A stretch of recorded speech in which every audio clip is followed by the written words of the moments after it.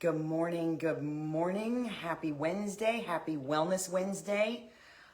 If you are seeing this, then you possibly are on your way to work, or you're still at home getting ready for work, or you don't work today or work later in the day, and that's all okay.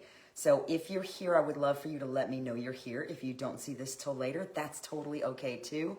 Just drop a comment and let me know that you did in fact see it. If you are just stumbling on my page, my name is Donna, and I am a mom, a nana, a retired HBA executive, a boutique owner online, and I'm a huge fan of wellness and self-evolution. So it started on my heart about 4 weeks ago. Actually, it's been on my heart for a while to start this because I truly believe that just a little bit of healthy discussion about different things, wellness related, because it's such a broad topic, that sharing information is always a wonderful thing.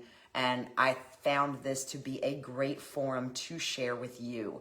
And I invite you to share with me. If you have ideas for topics, you can feel free to message me or drop a comment. If you find anything that I talk about in Wellness Wednesday to be helpful, I invite you to share it. Give me feedback, whatever, but I will get on to today's discussion because I know everybody's super busy.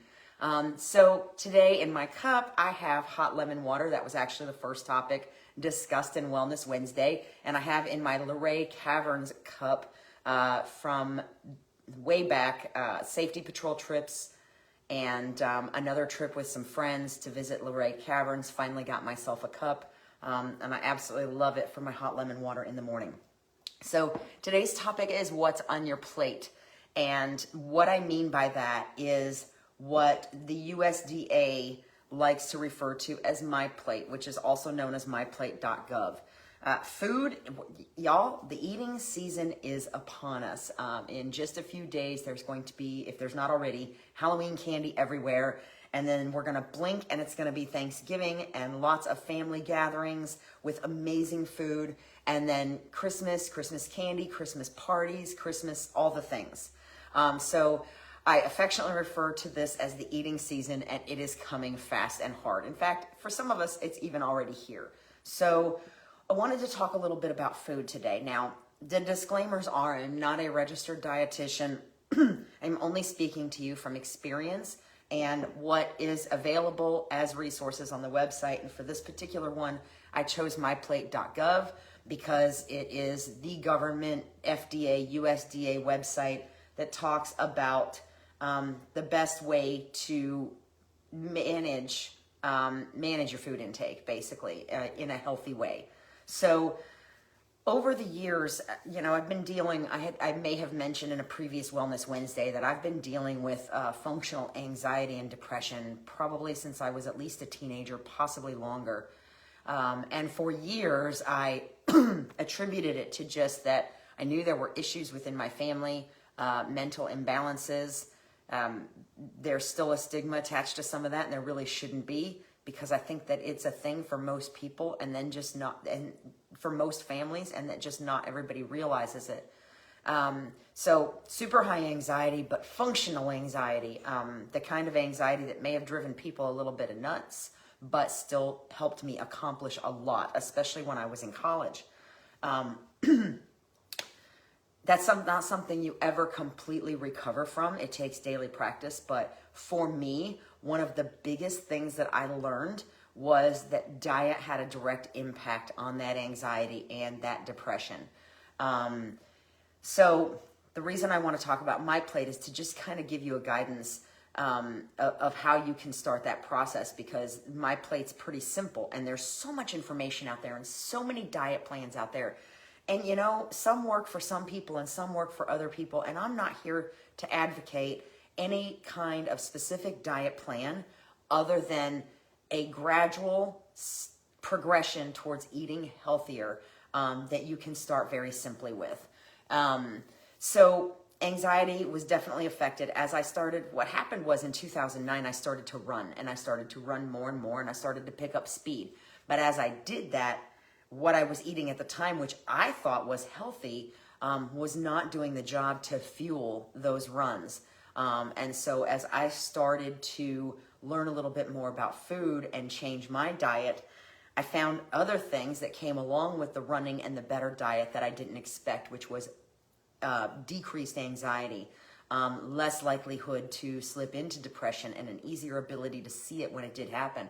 Now, some of that was mindset, but a lot of that I attribute to the diet and exercise program that I started working on. And it wasn't a specific diet at first. It was just trying to take very simple steps to clean things up. And that's what I want to talk about today. So, Hippocrates said, let food be thy medicine. And I totally believe that everything we need is here on this earth if we just learn how to use it. And some things we just haven't learned how to use yet. So according to the USDA, MyPlate, which can be found at MyPlate.gov, is a very, very simple way to start the process. And I think it's a very good guideline. I kind of flailed myself around in this process, but it would have helped if I would have known or thought to look at something like this to get me started. The only thing I had to go on was past experience as a child and what I was learning as I went. So MyPlate.gov says that half of your plate every meal should be fruits and vegetables. The horror! Fruits and vegetables, what? And I absolutely believe that if you're going to start cleaning up your diet, you have to get those fruits and vegetables in there. I know there's a lot of people, I have friends that don't like anything but like maybe 2 vegetables or maybe 1 type of fruit. There are so many vegetables out there that have so much nutrition in them. And there's so many different ways to cook them.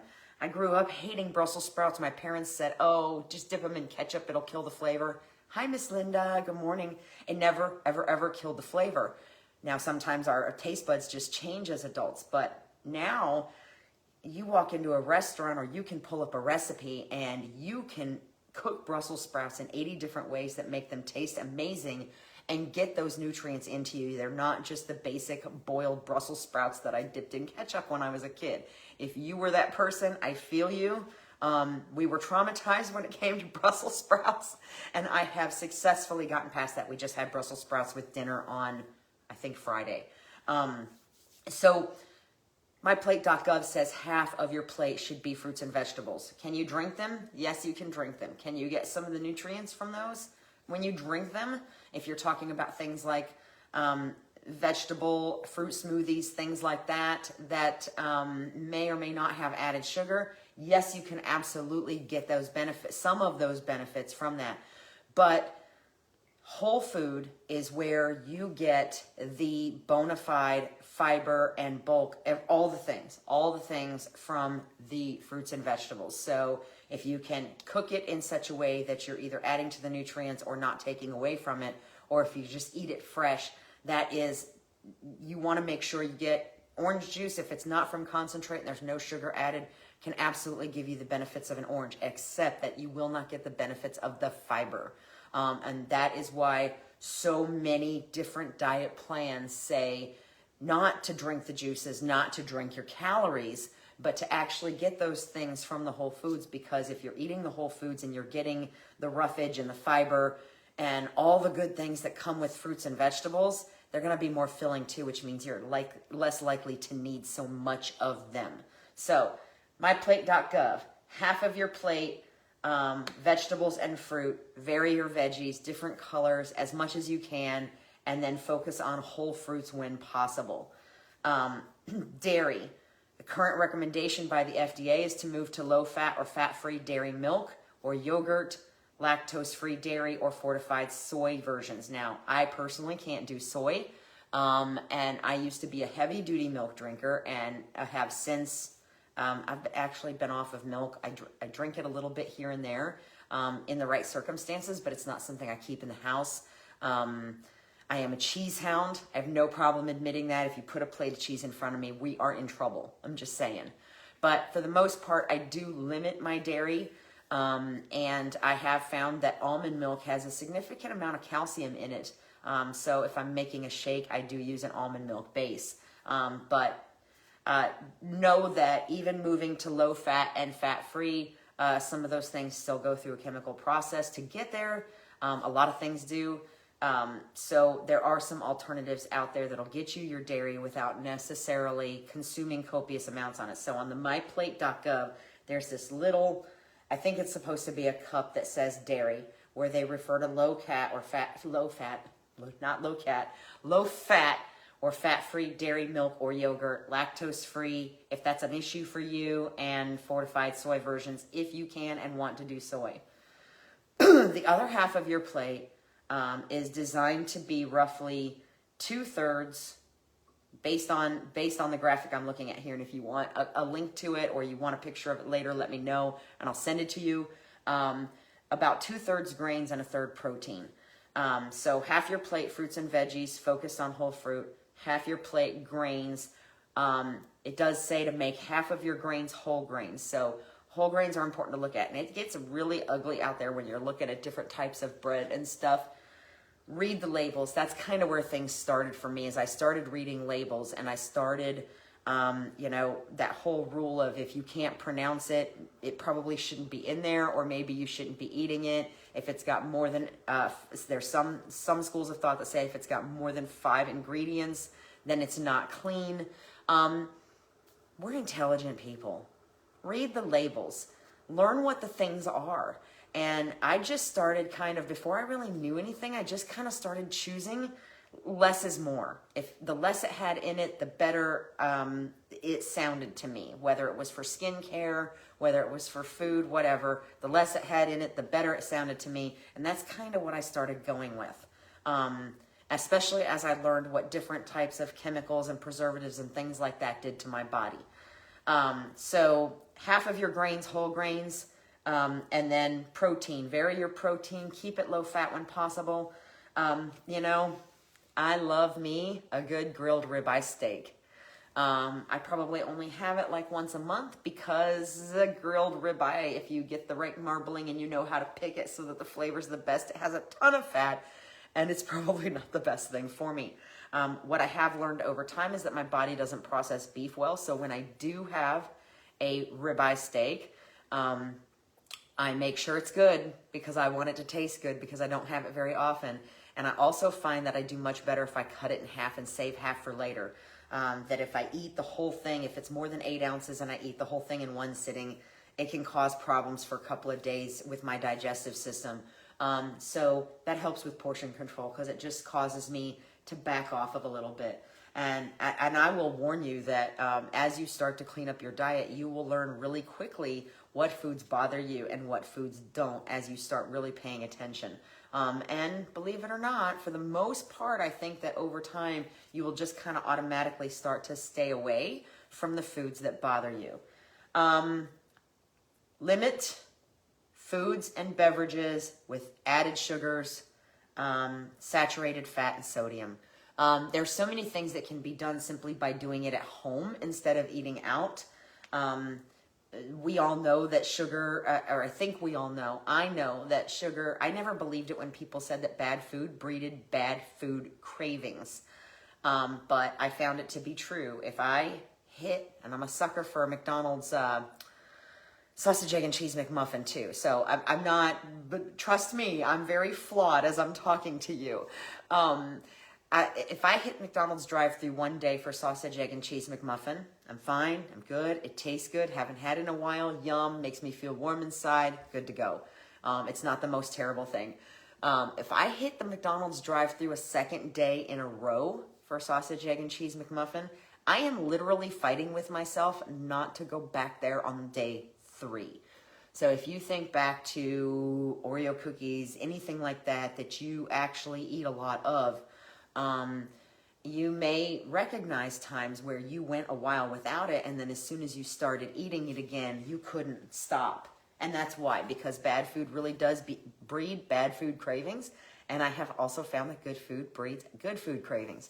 So just a couple of more things on this. The point here as we get into the eating season is to just try to, when you have the opportunity, eat the leaner proteins and the whole fruits and vary up the vegetables as you're enjoying all those holiday meals, so that you are at least trying to make those simple changes as you go forward. Now, there's lots and lots of apps out there, lots and lots of plans out there that can help you track calories, can help you track nutrients, etc. You can actually get really, really lost in it. If you want to know the things that I use, I'm happy. They're free apps and whatnot, free information. I'm happy to give that to you. Send me a message, drop a comment. They can be helpful just because the more you log or keep track of what you're putting in your body, the more aware you become. And there's some real eye-openers when you actually start reading labels and looking at recommended amounts versus what you've been eating. That's a real eye-opener. And of course, being active. Being active as much as possible is very important to a healthy eating season. Now, one more thing I just want to touch on is the 80-20 rule. By no stretch of the imagination does cleaning up your diet mean you have to deprive yourself of things. But the better you eat when you have the opportunity to eat well, then the better you're going to feel in general, even when you do indulge, right? But you don't want to deprive yourself of those wonderful things, especially in the eating season when all of your friends and family are making so many delicious things. So keep in mind the 80-20 rule. It's not from MyPlate.gov, but it is kind of a standard recommendation. Now, you can't outwork out a bad diet. And some people use the 80-20 rule as I'm eating good on the weekends. During the week, I do what I want on the weekends. The point of the 80-20 rule is that if you eat cleaner, eat better 80% of the time, then you should have no reason to feel guilty or worry about having a treat that you love in moderation the other 20% of the time. So moderation, I believe everything in moderation. And I hope you found this helpful because it is really, really hard to start cleaning up your diet. But there are some simple places you can start. Like I said, reading the labels, sticking to the whole food as much as possible, and staying away from processed, sugar-ridden, sodium-ridden stuff. Believe me, if it's packaged, it's got more sodium in it as a general rule. If you're eating out, you're taking in a lot more sodium than what you probably should be. If you're like me and you go to a restaurant, and by the time you get done eating, even your rings and your shoes are tight, that means there's a lot of salt there. So those are things to think about. I also have a great recipe. There's a local restaurant, well, not local, it's a chain that makes an amazing cheeseburger wrap. And I loved it so much, but I was tired of eating out, that I actually investigated the ingredients and learned how to make it at home. We just had it this week. And it's half the fat and calories. So there are also ways that you can enjoy the things you love at a slightly healthier level. So if you have questions about any of that, you want my recipe for that cheeseburger wrap, you want a link or whatever to what I've been reading from today, or anything like that, please feel free to message me, drop a comment, let me know if this was helpful. We're probably going to talk food some more down the road because diet is an important component of wellness in several different ways. But I promise you, if you start making those steps to clean up your diet, you will find that your general feeling of wellness improves entirely. And you can get through the holiday eating season without feeling like you need to be rolled out to the road with the garbage. So I hope you found this helpful. Again, if you did, please feel free to share. If you have suggestions for later topics or any comments that you'd like to talk about more, drop them in the comments, send me a message, and I'm looking forward to seeing what's on your plate in the near future. Hey, Miss Mary, just finishing up. Please go back and watch from the beginning. Thank you so much. Have a fabulous and well Wednesday. Bye-bye.